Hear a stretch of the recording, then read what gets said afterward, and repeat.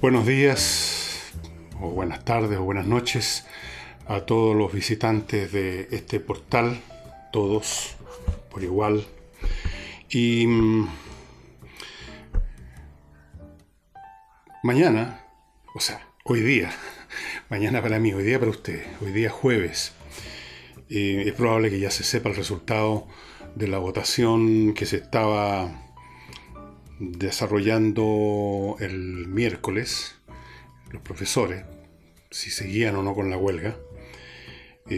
Creo que el proceso de votación terminó a las 3 4 de la tarde y estaba el conteo, y al momento en que yo hago esto todavía no se conocen los resultados. Estas cosas son más bien lentas.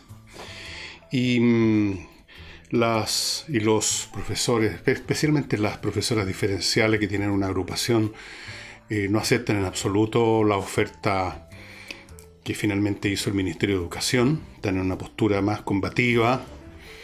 Ellos fueron el principal obstáculo para que mucho antes se hubiera resuelto el tema, pero cuando finalmente el Ministerio agregó un beneficio, siguen rehusándose a aceptarlo. Y están muy molestas con Mario Aguilar, porque Mario Aguilar dio la opinión de que había que aceptar esto. O sea, hizo un llamamiento, o hizo lo que él dice ahora, vertió una opinión. La gente igual tiene el derecho a votar como quiera, así que efectivamente Aguilar en esto está en lo justo.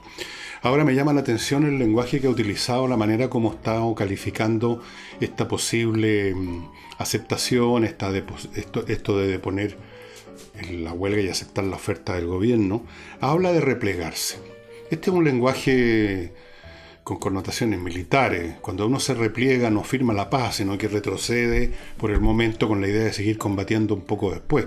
Y de hecho el propio Aguilar dijo que al día siguiente de que se termine el paro van a iniciar acciones, van a preparar un plan de acción, dijo, para empujar los temas que todavía ellos consideran pendientes, porque todo el cuento nunca acabar.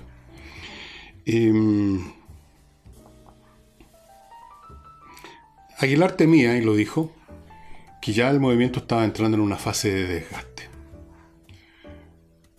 Desgaste porque hay profesores que nunca estuvieron de acuerdo con el paro, pero que fueron forzados y amenazados, como el caso de esta profesora de la cual nos contó su esposo en un mail. Esto ocurre siempre en los paros. Hay gente que no quiere ir al paro, entonces el resto es que se sienten amenazados por esta disensión interior, se ponen camote. Seguramente había un número, no sé el número, pero debe haber habido un porcentaje quizás sustantivo de profesores y profesoras que no querían seguir en esto, que nunca quisieron empezar con esto, o querían terminarlo mucho antes. Luego están los que sí querían seguir, pero que también empiezan a agotarse, empiezan a pensar en si van a sacar algo, si van a descontarles, aunque sea un poco. Empiezan a sentir que ya el supuesto apoyo ciudadano, que siempre se alega en estos casos, nunca existió, o si existió está desvaneciéndose. Empiezan a sufrir molestias, quizás algún vecino les hace reproche. Bueno, todas esas cosas por mil caminos distintos llevan al desgaste. Aguilar temía que la cosa siguiera desgastándose a un punto tal que después fuera muy difícil parar otra lucha, así que decidió lo que él llama un repliegue, lo cual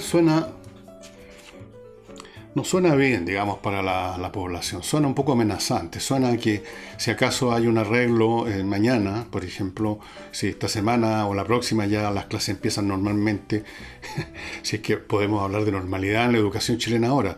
Pero muchos padres y apoderados pueden temer con buenas razones que al cabo de unos días va a haber otro paro, o va a haber otro reclamo, va a haber otra movilización, y si no en una semana, en un mes, y que esto del cuento nunca acabar. Porque es solo un repliegue, o sea, las fuerzas ante la presión del enemigo retroceden unos cuantos kilómetros a una segunda línea de defensa para volver a seguir luchando. No hay una paz. Cuando termina de verdad una huelga, se firma un acuerdo y supuestamente los conflictos quedan terminados, por el momento al menos. A veces se firman explícitamente el tiempo en que no se va a presentar una nueva petición. Pero aquí no, es un repliegue. Entonces, esto es otra muestra más que la educación chilena pública no tiene remedio. O sea, con un alumnado donde hay una minoría que se impone a los demás por las mecánicas que ya he explicado 1.000.000 de veces, una minoría conflictiva, exaltada y a veces lindando en lo criminal, como son los que lanzan bombas Molotov, con una proporción también menor, pero que es la que hace ruido, es la que aparece, porque la demás gente se queda en su casa de apoderado, que van a los colegios a reclamar de toda medida disciplinaria, que insultan, que le arrojan una taza de café a los congresales, con profesores, algunos de los cuales no conocen ni sus propios ramos o los dan con pocas ganas por las situaciones que viven y por todas las razones que ustedes quieran, legítimas o no, con salas de clase donde se pasean las ratas, o no tienen vidrio y entra el frío o entra el calor. En una situación como esta yo no sé de qué normalidad podemos hablar. Creo que la educación pública, en general toda la educación, cosa que se ve en la calidad cada vez más baja del intelecto promedio de las nuevas generaciones, cada vez más analfabetas en la práctica, cada vez más ignorantes, que no saben ni hablar. Cuando uno compara cómo habla el chileno medio al modo como habla el colombiano, el peruano o el argentino medio, uno ve al tiro la diferencia con vergüenza, ¿no? Con vergüenza. Entonces, tenemos un deterioro general, pero ya en la educación pública este deterioro general ya ha adquirido características, digamos, de enfermedad terminal. De manera tal que si termina el paro, pero no se hace nada más que eso, terminar un paro y esperar cuándo viene el próximo, la educación pública va a seguir a los tumbos hacia abajo, por supuesto. Aquí se requiere una operación en gran escala y yo no veo quién y cómo la va a llevar a cabo. Una restauración de los principios de disciplina, que no significa marchar o andar con uniforme necesariamente o con el pelo de tal o cual largo, sino que significa disciplina intelectual, que para eso están los colegios. Disciplinas en cuanto a la asistencia a clase, al respeto a los profesores, profesores que conozcan bien su materia y que la enseñen con gusto, con ganas, sino para qué son profesores, salas de clase adecuadas, con los servicios adecuados, con campos deportivos, con duchas para que se bañen después y no se tengan que poner la camisa arriba del cuerpo transpirado, con todas las cosas que uno encuentra en un país normal. Si aquí no se está pidiendo nada del otro mundo, son cosas normales. Si eso no se logra en todas estas cosas, alumnos, profesores, ambiente físico, currículum, que realmente obliguen a los muchachos y a las muchachas a hacer un esfuerzo, porque de eso se trata, y no simplemente ir sacando ramos al tuntún. Si no se logra ninguna de estas cosas, la educación pública está muerta igual, con o sin vuelta a clase de los profesores. Y los profesores lo saben perfectamente. Yo estoy seguro que Mario Aguilar, a quien no conozco personalmente y que seguramente está en una postura 180 grados distinto a la mía en todo, estaría de acuerdo conmigo en lo que estoy diciendo. Que la educación pública está casi en estado de, no digamos de enfermedad mortal, sino que está muerta ya, literalmente. Aquí ya no se trata de curarla, aquí se trata literalmente de resucitarla o crearla de nuevo. Pero yo no veo quién lo va a hacer, quién tiene el interés, quién tiene la perseverancia, con quién lo va a hacer, si hay agua en esa piscina. Paso ahora de inmediato, antes de continuar con todos los temas que tengo, que son bastantes, a recordarles a ustedes, estimados amigos, un par de cositas. En realidad 4 cositas. Una, aquí viene mi esfuerzo físico de la semana. Esto, el detergente desarrollado en Chile por químicos chilenos, un detergente excelente, lo estamos usando aquí en mi casa, que viene en esta presentación. Cuando usted compra, la primera compra que hace viene así, 10 litros. Después, usted se queda con este envase, cuando se le está terminando pide que venga Lavo Club a rellenárselo, por lo tanto, nunca más bota plásticos de envases de plástico relacionados con el lavado. Y es muy práctico tener un contenedor con 10 litros que le permite a usted estar mucho tiempo tranquilo de que ya tiene suficiente detergente para lavar y no estar registrando así en la repisa donde guarda sus cosas para el lavado, cuánto queda, si es suficiente, me alcanzará para lavar la ropa. Esta es una estupenda presentación de un estupendo detergente. Usted le ahorra mucho plástico al medio ambiente es cómodo, usted lo pone en una repisa cerca de su lavadora y va sacando, aquí hay una llavecita con el dispensador, se las he mostrado muchas veces, se las muestro de nuevo, ahí va virtiendo, acuérdense de desenroscar esto que está atrás para que salga fácilmente el líquido. Esto es un tema no de problemas con el estanque, esto tiene que ver con las leyes de la física, para que salga por acá tiene que entrar aire por acá. Y entonces, estimados amigos, una gran compra. Usted llama y van a su casa a rellenarle el tanque cuando se está acabando. Y para la primera vez que lo haga, le van a traer de regalo esta mopa, así se llaman, súper, tiene una serie de cosas extrañas, así que yo no conozco, para trapear. Toda clase de pisos, dice piso flotante, parque, cerámica, pisos duros. Bueno, yo siempre recomiendo tener esto con cloro en las cocinas y en los baños. La cocina, estimados amigos, yo siempre he dicho, tiene que estar más purificada y limpiada y desinfectada que un quirófano, porque de ahí se prepara la comida. Y seguimos ahora con los abogados Salinas y Ojeda, que tienen un bufet que se encarga de casos civiles, solamente casos civiles como temas familiares, divorcios, tuiciones, herencias y los 1001 casos que se dan en el territorio de las pendencias civiles, no penales, no laborales. Hay un tremendo campo. Salinas y Ojeda se han especializado, lo van a atender estupendo y va a tener una muy alta probabilidad de ganar su caso. Por supuesto, nunca es 100% porque el otro lado también tiene sus abogados. Pero esto es un tema de cuántos grados más de probabilidades de ganar. Salinas y Ojeda tienen una muy buena tasa de éxito en sus casos porque son especialistas. No recurra a cualquier abogado que le recomendó a alguien. Póngase en manos de Salinas y Ojeda. Sí, yo también se lo estoy recomendando, pero por algo se lo recomiendo. Y Hey, este corredor, que es un verdadero velocista en la venta de de bienes inmobiliarios, de arrendar bien para que usted no tenga problemas con su arrendatario y de administrar arriendo, les quiere contar que en el sitio Instagram Hey Propiedades, hay una serie de ofertas destacadas. O sea, él tiene muchas cosas. Hay algunas que las destaca más por cualquier razón. Por si usted está mirando, está vitrineando para comprar una casa, un departamento, alguna cosa. Instagram, Hey Propiedades, estimados amigos. Echen una mirada, no les cuesta nada.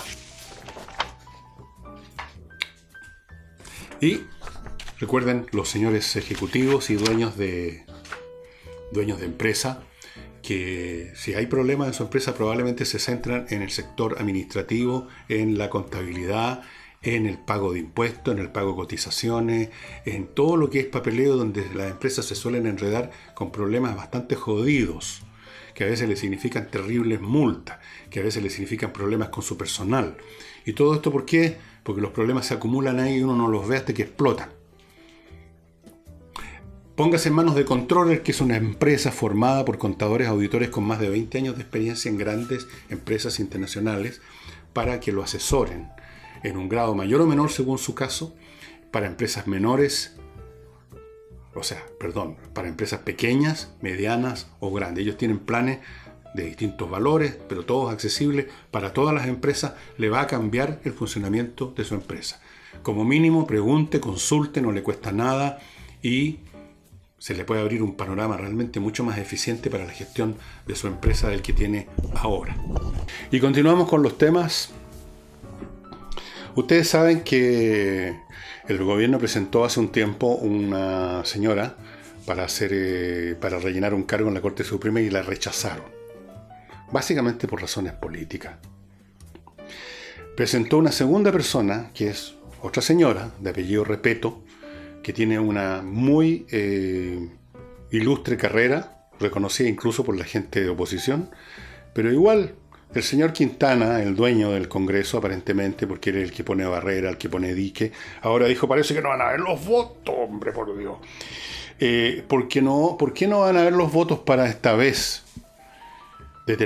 terminar con esto y que la señora Repeto vaya a la Corte Suprema, donde se lo merece y donde seguramente va a hacer una labor excelente, porque arguye el señor Quintana por una falta de diálogo. O sea, están castigando al gobierno porque el gobierno presentó simplemente a esta señora sin ir a consultarlos a ellos.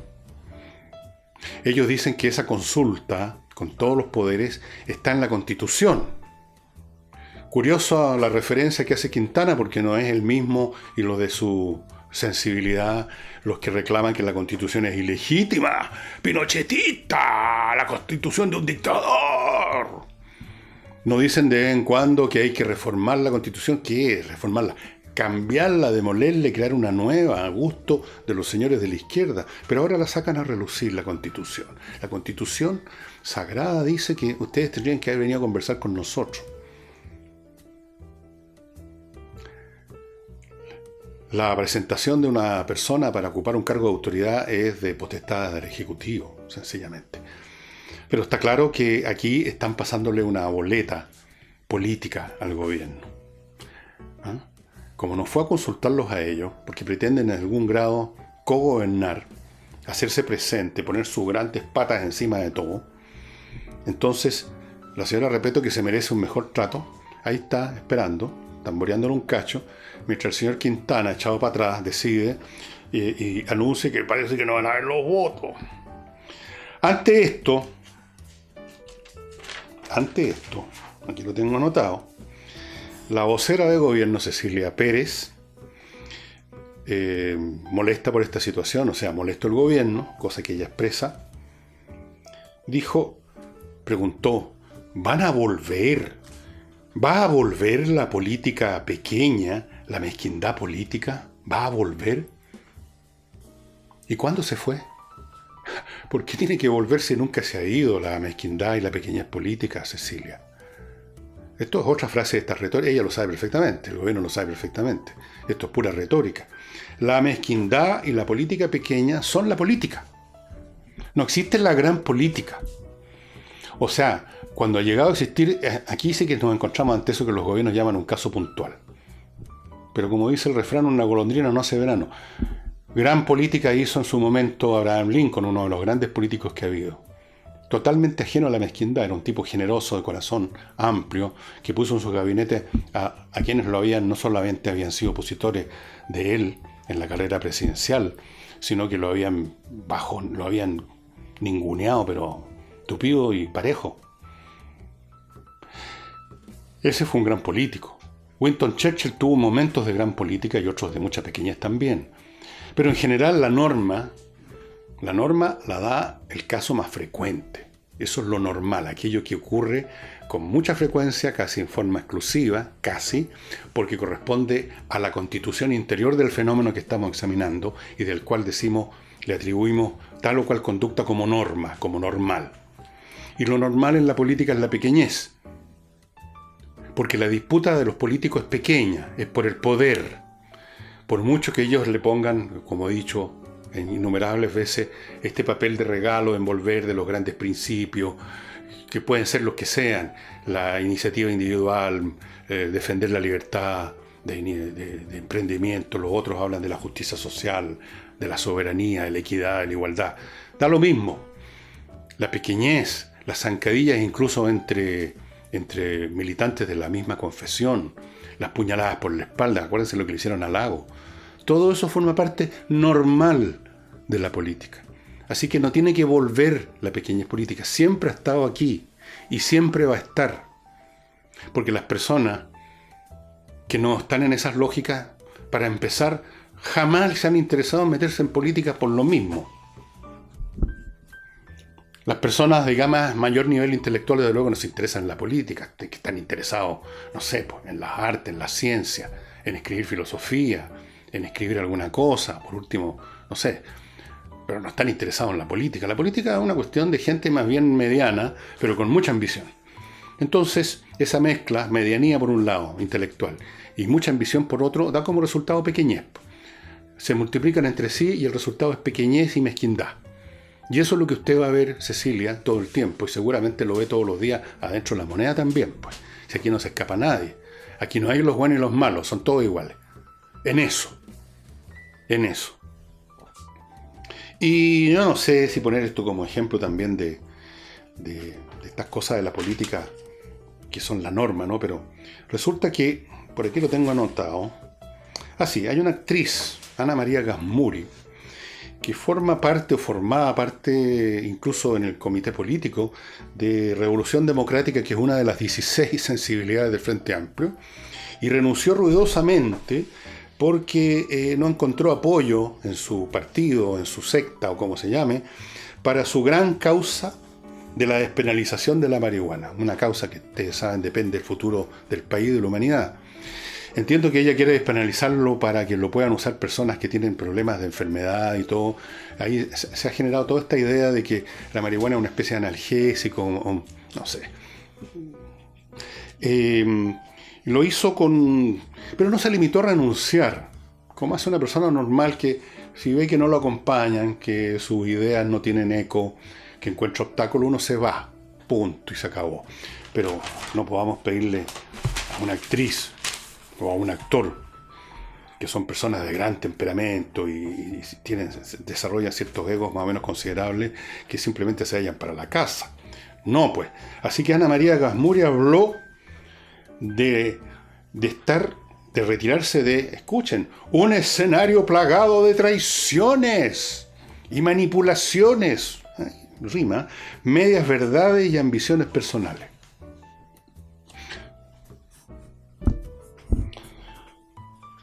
Bueno, yo le podría decir a Ana María Gasmuri, a la pasadita, lo mismo que le digo a Cecilia Pérez, que todas estas cosas que usted está hablando son normales de todos los partidos políticos y de la política en general, es decir, las traiciones, las puñaladas por la espalda, las medias verdades, las ambiciones personales.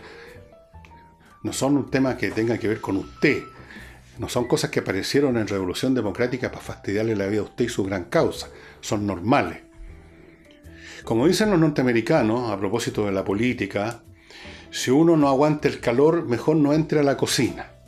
Entonces, si uno no aguanta el ambiente que se vive en los partidos políticos, que todos por igual están plagados de un grado mayor o menor de traiciones, manipulaciones, medias verdades y ambiciones personales, mejor dedicarse simplemente a ser actriz, poeta, dramaturgo, ciclista, novelista, físico cuántico, a cualquier otra cosa.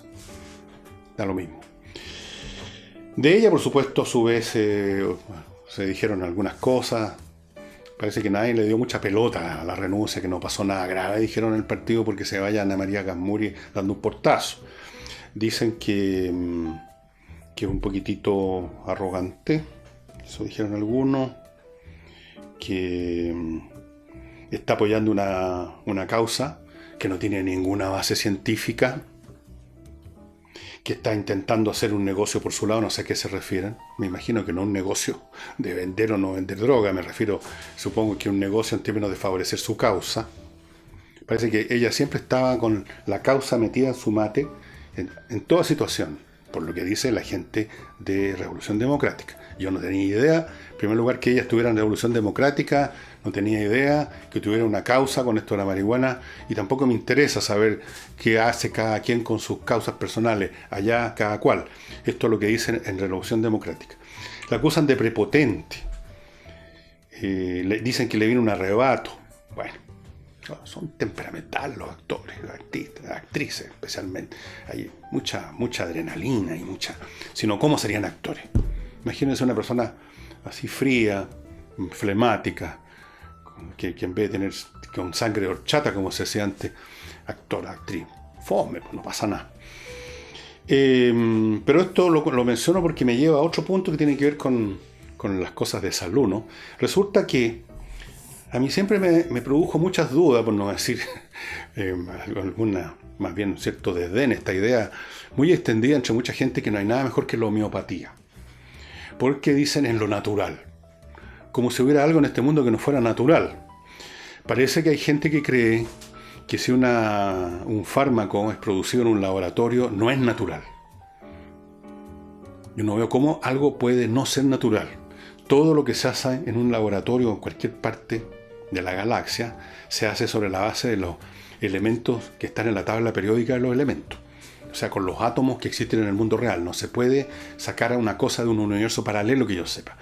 Todo se hace con algún elemento químico, que lo que los laboratorios hacen es concentrarlo, juntarlo con otro, generar cadenas moleculares a veces, pero son siempre elementos naturales, concentrados para producir efectos. Bueno, resulta que yo siempre he dado ese argumento y me mandaban a la cresta, porque ¿cómo se te ocurre? Bueno, resulta que en Francia, estimado amigo, que supongo que algo saben de ciencia, se hizo una investigación a fondo y se descubrió que la homeopatía en realidad era un cuento de hadas, y por lo tanto el gobierno francés decidió cortar la subvención, el pago de creo que hasta el 30% del costo de los productos homeopáticos para quienes los adquirían para tratar sus problemas de salud. Y esto ya estaba, se había acabado cualquier apoyo a la homeopatía en otros países, yo no tenía idea tampoco. En Inglaterra, en España, en otras partes. Porque simplemente no produce ningún efecto.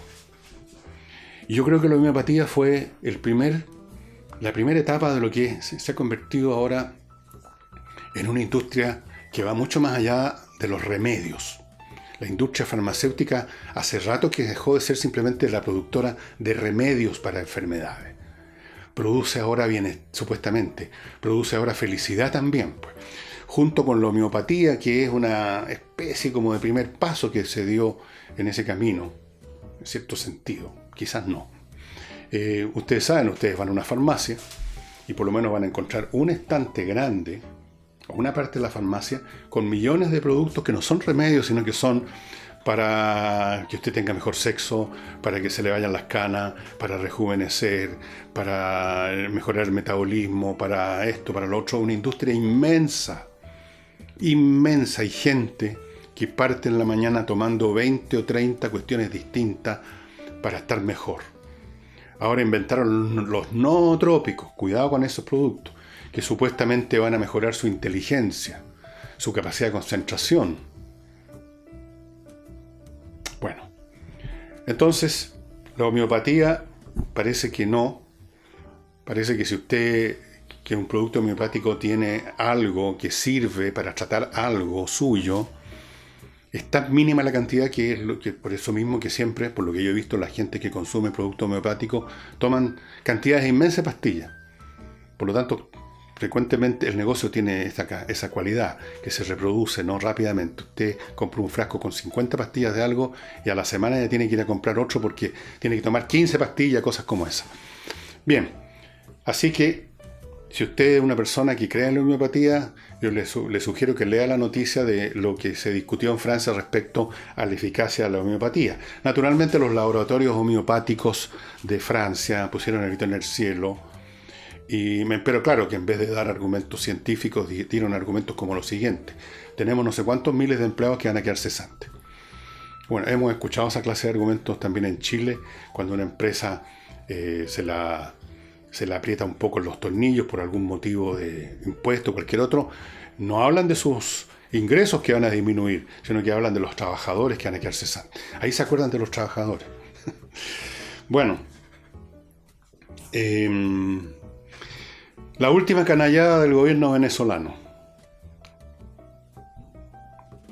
Entiendo que hay algunos aquí, como el señor Alejandro Navarro, que siguen defendiendo lo otro, pero ya habrá su partido, por algo será, supongo. La última canallada consiste en que le robaron el cuerpo a la viuda del capitán Rafael Acosta, ese hombre que lo llevaron a prestar declaración a un tribunal y se murió ahí mismo porque estaba machucado a más no poder. Lo llevaron en silla de ruedas, se les murió, lo llevaron a un hospital y nunca más lo vio la viuda. La viuda lo quería enterrar, velarlo en su casa, llevarlo al cementerio de su preferencia, y se encontró con que de la noche a la mañana el Estado se llevó el cuerpo de su marido y lo enterró en otro cementerio. O sea, hurtó el cuerpo a la viuda y a todos los que habrían sido testigos de cómo estaba ese cuerpo. De eso se trata. Ahora la señora viuda a lo mejor va a pedir que se exhume el cuerpo y que se investigue, pero en eso pueden estar todo el tiempo el mundo tramitando eso o no dando permiso o demorándolo hasta que finalmente el cuerpo ya no esté en condiciones de ser exhumado. En un país caluroso como Venezuela, la descomposición es muy, pero muy rápida. Y bueno, esto es un tema bien lúgubre, bien siniestro. Pero ahí tenemos a Venezuela, pues, al régimen venezolano, no Venezuela, que nos ha hecho un favor a los chilenos en cierto sentido, porque todos los venezolanos que yo he conocido hasta ahora, en las distintas ocupaciones en que están entrando, excelentes trabajadores, excelentes personas. Nos han favorecido a nosotros de esta manera. Y ayer les quedé de contar un poco de Aldous Huxley, este escritor británico, y se los cuento algunos datos básicos. Efectivamente, tal como yo me acordaba, pero no estaba seguro, murió el mismo día que mataron a Kennedy, el 22 de noviembre de 1963, a los 69 años de edad. Fue un tipo, un intelectual, que escribió mucha obra de ficción, mucha narrativa, como dicen ahora, pero también escribió libros filosóficos. Yo recuerdo uno en particular que es muy interesante, que se llama Filosofía Perenne. Es un estudio que hizo Huxley de cómo muchas distintas filosofías o posturas religiosas, el budismo, el estoicismo, qué sé yo, y otras, hindúes, qué sé yo, tienen muchos elementos comunes. Una filosofía perenne que es la misma, con distintos lenguajes, con distintos énfasis, y que no les voy a contar en qué consistiría el factor común de toda esta filosofía. Yo les recomiendo que lean este libro, un libro cortito, chiquitito, lo debo tener por alguna parte, de Aldous Huxley, que fue el que escribió también este libro, uno de los libros más famosos en la literatura británica, un libro que trata de un mundo de entreguerras, la Inglaterra después de la Primera Guerra Mundial y antes de la Segunda, un mundo donde las clases altas estaban hacía rato ya, pero ya en forma acelerada después de la Primera Guerra Mundial, descomponiendo. Hay varios novelistas que escribieron sobre eso. Por ejemplo, Decline and Fall, de Evelyn Waugh, también trata más o menos lo mismo, donde aparecen estos mundos en demolición, lo que se nota en que los miembros de esas clases que están en demolición ya no creen en sus propios principios. Lo hemos visto en Chile, lo estamos viendo. No creen en sus propios principios, tienen dudas sobre sus propios principios. Esta clase británica alta, que ya no era lo que había sido la clase británica en la época victoriana, llena de confianza e incluso de arrogancia con respecto a ellos mismos como miembros de la clase alta y como miembros del Imperio Británico. Aparecen también intelectuales de distintos tipos, que son subproductos de esta descomposición de una clase. En fin, contrapunto. Por eso que está muy bien puesto, porque interactúan como en una pieza musical de contrapunto, yendo a veces en movimientos contrarios, etc. Aldous Huxley es un autor sumamente interesante. Nunca ganó el premio Nobel o algo así. Tuvo muchas veces nominado. Aquí dice, por ejemplo, que fue nominado 7 veces al premio Nobel de Literatura y nunca lo ganó. Y yo entiendo por qué. Huxley es un hombre, y su literatura lo refleja, un hombre básicamente cerebral, no era un sentimental. Entonces su obra carece de esa dosis de sentimentalidad, de emocionalidad, que es la receta del éxito, en todo orden de cosas, y en la literatura también. Imagínense ustedes 100 años de soledad sin todos los elementos emocionales, pasionales, y meramente, o imaginen eso escrito como lo habría escrito Borges, si se hubiera animado a escribir una novela tan larga. No pasa nada. Así que Huxley era reconocido como un tipo de gran brillantez, intelectual, filósofo, un gran escritor, pero nunca ganó el premio Nobel y no lo podía haber ganado. Desde el año 37 vivió en Los Ángeles, Estados Unidos, hasta el día de su muerte. Y en Los Ángeles, en esos años, entre paréntesis, habían varios otros intelectuales europeos súper importantes que habían llegado a esa localidad. Por ejemplo, Igor Stravinsky, el gran músico ruso, diría yo casi el más grande músico del siglo XX, también se fue a Estados Unidos, y creo que se juntaban de vez en cuando a chupar un poco, porque a Stravinsky no le hacía asco al whisky. O sea, le ponía duro, al punto que en algunas partes, en vez de decirle Stravinsky, le decían extra whisky. Las memorias de Stravinsky son muy interesantes, dicho sea de paso. O sea, la biografía es escrita sobre él, más bien. Él no escribió ninguna biografía. No escribió una autobiografía. Y Huxley se los recomiendo de todas maneras porque aunque carece toda esa emocionalidad y esa pasionalidad que tanto le gusta a los latinoamericanos, están tan bien escritas sus obras, están tan bien construidas que al menos convocan el interés intelectual del lector de todas maneras, desde el primer momento. Y con eso, estimados amigos, les recuerdo que mi libro Grandes Invitados, y esto se lo recuerdo a los chilenos que están fuera de Chile viendo este programa, lo pueden adquirir como cualquier otro libro en Amazon. Amazon. Y aquí en Chile está en librerías, pero también lo pueden adquirir, para mí más conveniente, para serle franco, en el portal del Villegas.cl. El portal del Villegas.cl. Pero en todo caso, cómprenlo donde ustedes quieran, donde les sea más cómodo. Y en Amazon, para los que quieran, los que estén fuera de Chile y que querían el libro. Para mi amigo de Francia, le digo aquí y le aprovecho a comunicarle que me mande su dirección para ver si le puedo mandar de regalo un libro. Lo mismo le digo a otro amigo que me manda muchos mails que está en Estados Unidos, él sabe a quién me estoy refiriendo. Y a los demás que no son tan amigos, pero igual recibo con mucho gusto sus mails, les digo, está en Amazon.